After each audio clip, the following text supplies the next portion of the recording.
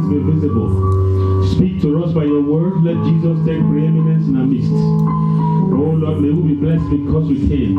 And we thank you tonight. Blessed be your name for your presence already. Lord, have your way. And let Jesus be glorified in it all. In Jesus' mighty name we pray. Amen. You may be seated. God is good. So we'll try to get our series wind up. We'll be trying to look at some things that are helpful to our living as far as money is concerned and what the will of God is regarding money that comes into our hands. So we'll be looking at the principles of financial freedom. Now let's look at the way to freedom today. Let's turn to 2 Timothy chapter 3, verse 1 to verse number 9. 2 Timothy chapter 3, verse 1 to verse number 9.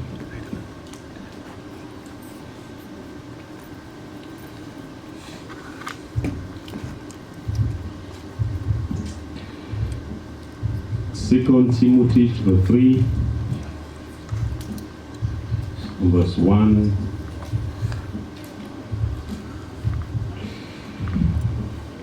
It says, but understand this, that in the last days there will come times of difficulty. Some versions say perilous time. For people will be lovers of self, lovers of money, proud, arrogant, abusive, disobedient to their parents, ungrateful, unholy, heartless, unappeasable, slanderous, without self-control, they're brutal, not loving good, treacherous, reckless, swollen with conceit, lovers of pleasure rather than lovers of God, having the appearance of godliness but denying the powers thereof. Avoid such people. For among them are those who creep into households and capture weak women, burdened with sins and led astray by various passions, always learning and never able to arrive at the knowledge of the truth. Just as Jannes and Jambres opposed Moses, so these men also oppose the truth. Men corrupted in mind and disqualified regarding the faith. But they will not get very far, for their folly will be plain to all, as was that of those two men. Amen? Now, we live in the last days, and you need to understand that in the scheme of what we go through, what we experience as believers, there are some things the Bible prophesies will happen in the last days. And one of those affect finances, affects, money as it were. So financial hardship is part of God's prophetic agenda for these end times. From what we read, verse 1, but understand this, that in the last days, what will come? Perilous time, difficult times. Time when trying to get hold of the means to meet needs will either be scarce or rare. So the Bible prophesied those for the end times, and those are the times we live. Now, it is difficult time is God's divine program to humble the proud and the world. So there's a prophetic agenda for this time, and that agenda is that there will be times might be tough, will be tough. That is God's declaration. And the purpose of that is for God to humble the world we live, and also people who are proud. From verse number 2, say, for people will be lovers of themselves, lovers of money, people will be proud and arrogant, will be abusive, disobedient to parents, ungrateful, unholy, they are heartless. Now all those things, they were listed, they are characteristics of the heart that has turned away from God. You know, in Revelation 3:20, the Bible says, "Behold, I stand at the door of every man, and I'm knocking. If anyone hear my voice and open, I will come in." So from the time someone was born till he dies, Jesus is patient knocking at their door. He wants to come into their life to become their Lord and Savior. But, you know, God has seen that in the last days, the rebellion of men shall increase. You see, and there will be multiplication of all kinds of evil and things that makes men haters of God. And God also prophesied in those days the times will be difficult. Perilous time will also come, along with when the rebellions of men have increased. So it is God's divine program to humble the world. So our professionalism does not guarantee success in life. Most people who are the most educated or the most skillful, they don't have the most means. It does not guarantee riches and wealth. So it is God's divine program that the proud, you know, will be taken care of. Now, every time God wants to humble a people, a nation, or a land, he uses famine, he uses hunger, he uses economic crisis. If you look at Deuteronomy chapter 8, verse 2 and 3, Deuteronomy chapter 8, verse 2 and verse 3, anytime God wants to humble a nation or a people, what does he use? Are you with me? What is God's tool for humbling a nation or a people or a land? Are we here? What does God use? War. Look at the outline.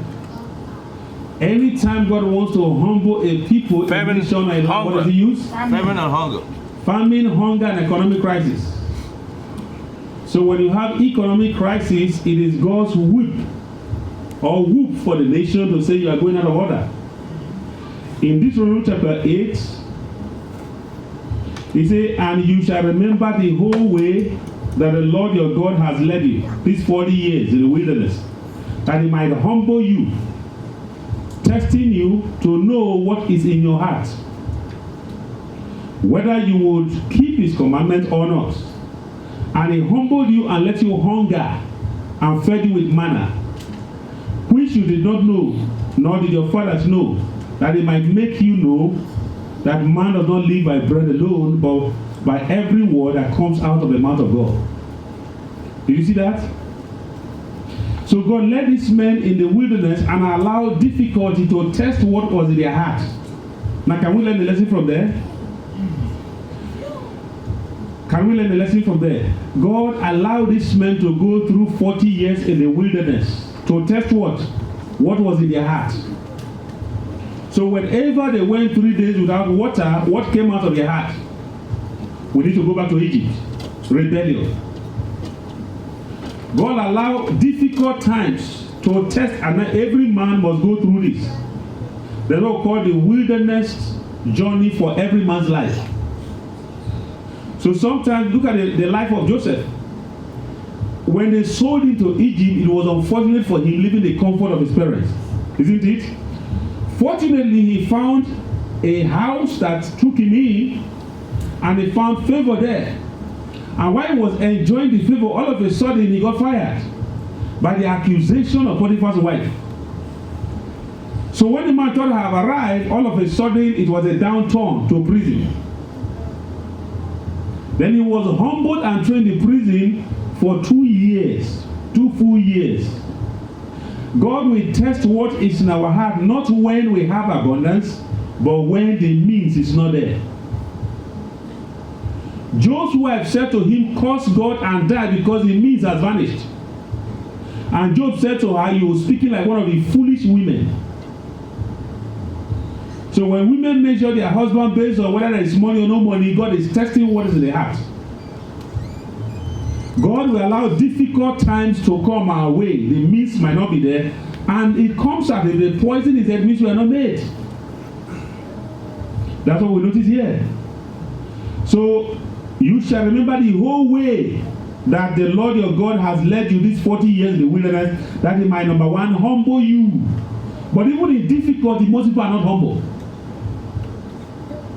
That he might also test you to know what is in your heart, whether you will keep the commandments or not. And he humbled you and let you hunger, number one, and fed you with manna. What kind of food? Do you know how many times men said they were fed up with manna? Instead of they be grateful that food was coming, they were fed up. Which you did not know, nor did your fathers know, that he might make you know that man does not live by bread what? Alone, but by every word that proceeds. Now, so God used difficult time to teach us a lesson, that we don't have to live by the means or the things available, but we need to depend on God, our trust to be in God.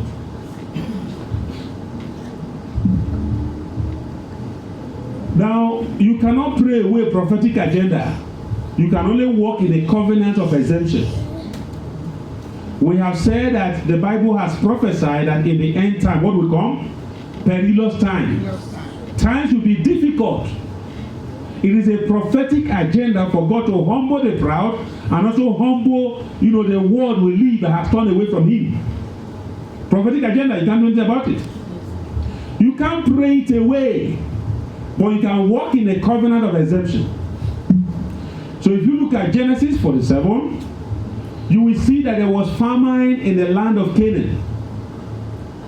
And all Israel and his household, they journeyed to Egypt where there was food. They couldn't pray away the famine in the land of Canaan, even though they were covenant people.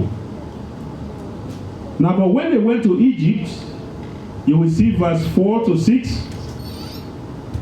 Then said Pharaoh to the brothers of Joseph, we have come to sojourn in the land, for there is no pasture for your servants' flock, for the famine is severe in the land of Canaan. And now please let your servant dwell in the land of Goshen. Then Pharaoh said to Joseph, your father and your brothers have come to you. The land of Egypt is before you. Settle your father and your brothers in the best of the land. Let them settle in the land of Goshen. And if you know any able among them, put them in charge of my livestock. So, different dispensation, different time and season, God has allowed hunger, famine to come in the midst of men in the life period. Now, we are saying if it is God who ordered it, then you can't pray it away. But there is something you can do that will exempt you from the famine. So here there was famine in the land. This men by divine direction or by God's ordination, they went to Egypt. Now when they went to Egypt, you see, God has to arrange a place of exemption for them, called Goshen. If you remember when all the plagues hit Egypt, they never came to Goshen. Am I correct? It was a place of exemption. So you cannot pray away a prophetic agenda, you can walk in a covenant of exemption. I pray God gives us understanding. Now Israel was exempted from famine in the land of Egypt.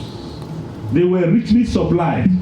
So if you look at verse 27 of that passage, and then it says, thus Israel settled in the land of Egypt, in the land of Goshen, and they gained possession in it, and they were fruitful and multiplied greatly.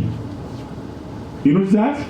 So even in the midst of the famine, where everywhere, even the people in Egypt, remember they were giving their land over to Pharaoh for food, you remember?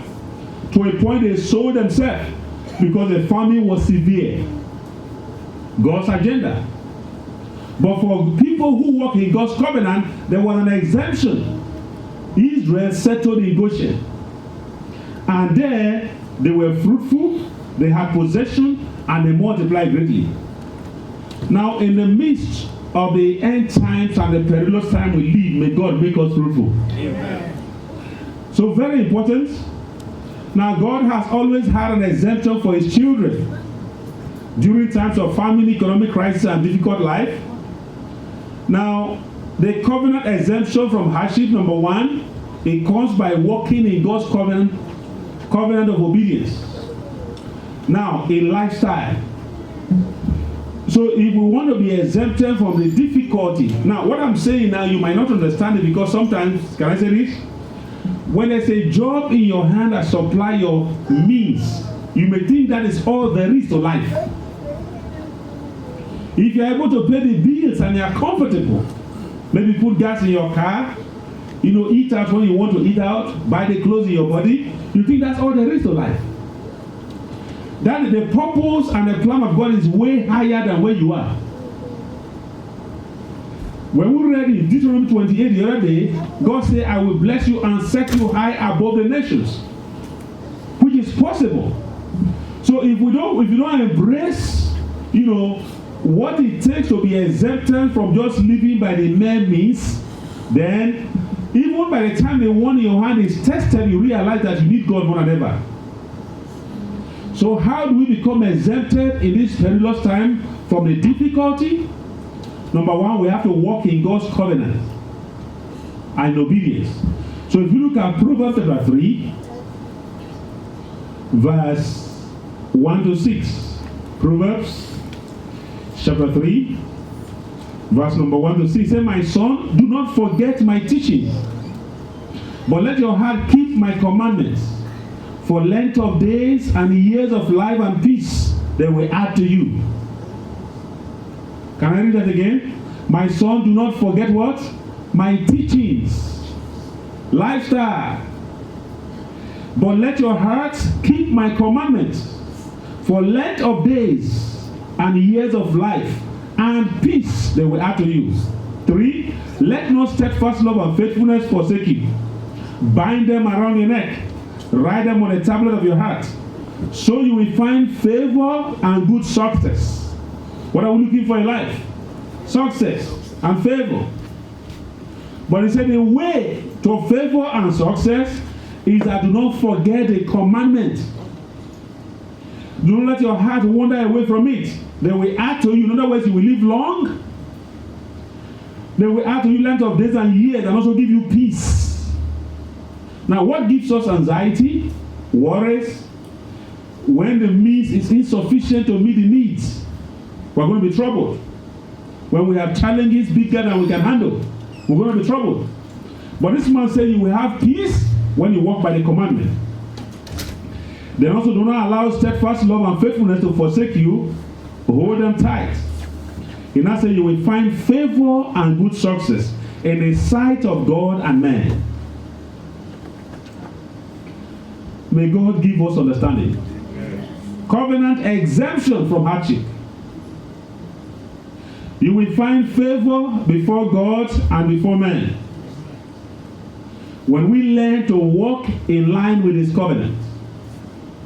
So walking in God's covenant in our lifestyle is important for us to be exempted from the hardship and the insufficiency of being able to meet needs of this time. We're talking about financial freedom. That's number one. Number two, honoring God with all that He has blessed us with. So from where you are, we've always talked about this, and we cannot overemphasize it. Look at verse 7 to 10, Proverbs 3, where we are. He said, be not wise in your own eyes. Fear the Lord. Someone say, fear the Lord. Fear the Lord. And turn away from evil. It will be healing to your flesh and refreshment to your bones. Verse 9. Honor the Lord with your wealth and with the first fruit of all your produce. Then your barns will be filled with plenty, and your vat will be bursting with wine. That's number two. So if we want to be exempted from the hardship of the time, which is there, it's affecting everybody. So even though we have systems in the world, that are kind of aiding the hardship as it were, when we learn to walk in God's covenant because God rules over the affairs of men, He will walk you out of the hardship of the time. Amen? Amen. So He said, do not be wise in your own eyes, fear the Lord. Turn away from evil. It will be healing. In other words, when you learn to do what is right, it is healing to your physical body and refreshment to your bones, so your bone will not lack calcium.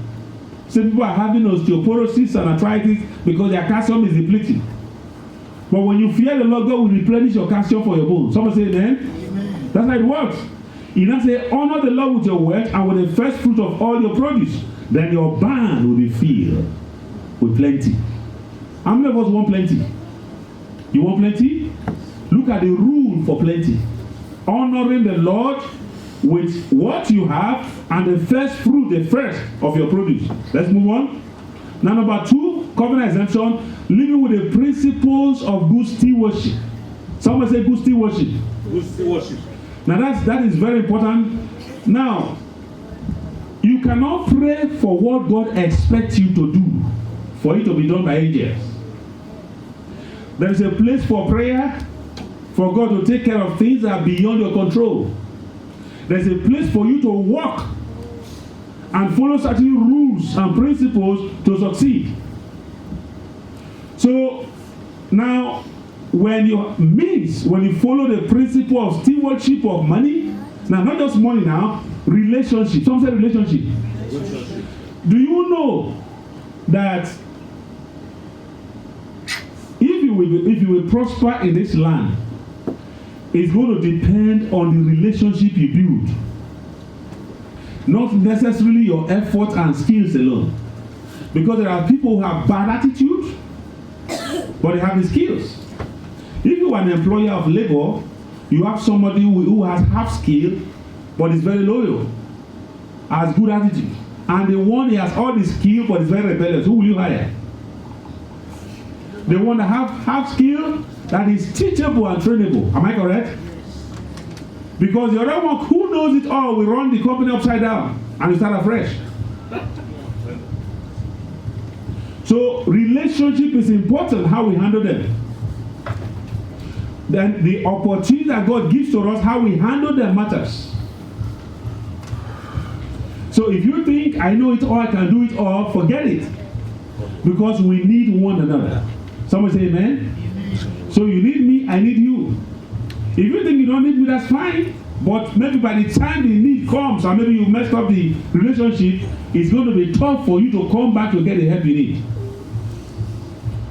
So whenever God opens doors for us, we must respect it and also treat it with caution. Because someone said opportunity never stays for too long. Sometimes it disappears. Now, financial hardship come our way when we walk away from God's covenant. Can I say that again? The Bible says the race is not to the swift, the battle is not to the strong. Bread not to men who are wise, faithful to men of skill. He said, for time and chances happen to them all. Now, the Bible said the fool says it is hard, there is no God. Can I tell you this? If you read the Bible, you notice that no matter how much a man has in this world who claims to be rich, there is no future in it. Can I say that again? There is no future for a sinner who has no need for God, even though he has the whole world put together. As a matter of fact, the Bible said the wealth of the sinner is laid up for who? For the righteous. So they gather, and someone else, God will divert those things to people who fear Him. That's why believers must position themselves in humble service to God. But God is looking for someone to turn things over to. His resources in the wrong hands. He wants to turn them over to His people. It may not make sense to us, but that is the word of God that cannot be changed. So when we walk away from God's covenants, what happens to us? We walk into hard things, become tough. Now, at other times, difficult is a product of a trial of our faith. So whether you like it or not, if you are a believer, God will test your faith. Someone say test. Yes. The Bible says when God delivered Israel from Egypt, there was a short route to the promised land, but God took them to the longer one to test them. So God tests His people whether they love Him. He tells them whether they are humble. There were 3 things God was to achieve. Whether they learn to put their trust in Him, whether they are humble, whether they can depend on him. Because we just read the same, man shall not live by bread alone, but by what? Every word that proceeds from the mouth of God. So God was to test these people. You know, the problem of the devil in heaven was arrogance and rebellion. So on earth, when he came here, he made man to rebel against God. He wore his coat on man. He want man to be independent and never to depend on God. Now, today, that is something we must fight to break free from. When we read in Proverbs 3, it says, trust in the Lord with all your heart. Do not lean on what? Your own understanding. In all your ways, what do you do? Acknowledge him. Then he will direct your path. But we live in a time when people, they feel they know how to figure things out. And some have figured themselves into trouble. But when you learn to wait and depend on God and ask him for direction, surely he will guide your path. That's what, see, in every aspect of whether it is marriage, whether it is in, prospering, it's in investment, just name it. I told you how I was listening to the news sometime in 2008 during the, economic meltdown. There was a man who has managed his life very well. He worked for a big corporation and saved all the money and invested them in a big corporation. In other words, he has planned his retirement. But in that year, 2008, the company he made all the investment ran aground. And the man was about committing suicide. You know what that means? Without God, you don't make the right decision. The only thing that is sure is when God is leading you to do a thing. Do not lean on your own what? Understanding. He said, in all your ways, acknowledge him. He will direct your path. Now, obviously, assuming, I wouldn't say he didn't pray, but if you pray and allow God to lead you, wherever he leads you to, there is safety and assurance there. Just like he led Israel from the land of Canaan to Egypt, there was supply provision for them. Even when there were plagues, they were protected. May God help us. Amen. Our faith to be tested. The just shall live by what? By faith. So sometimes God will allow difficult times to test us. Part of that test is whether are we humble in heart? 2, can we depend on God? Or do we want to do things our own way? It's a challenge. Now it takes faithfulness in playing our parts of the covenant when it comes to money. In Proverbs 28, verse 20. A faithful man will abound with blessings, but whoever hastens to be rich will not get unpunished. The key for blessing to multiply is being faithful. Somebody say faithful. Faithful. Faithful in words. In the things we looked at before. For exemption from the hardship of the time. Number 1, in obedience to the word of God. Number 2, in honoring God. Number 3, in doing the things we ought to do.